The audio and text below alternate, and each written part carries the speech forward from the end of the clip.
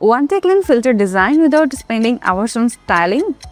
Use ready-made layouts, then customize the colors to match your store branding.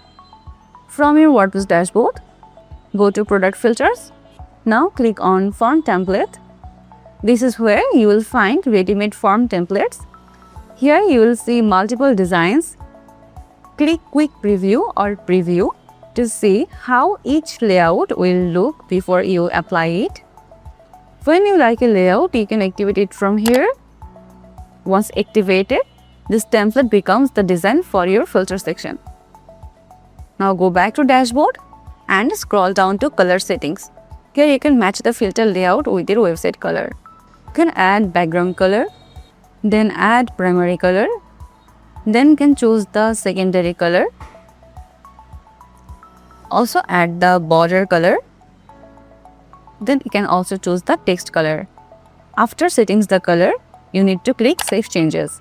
Now visit the shop page and see how the template looks on your site. So that's it. Choose a ready layout, activate it and customize the colors to fit your brand.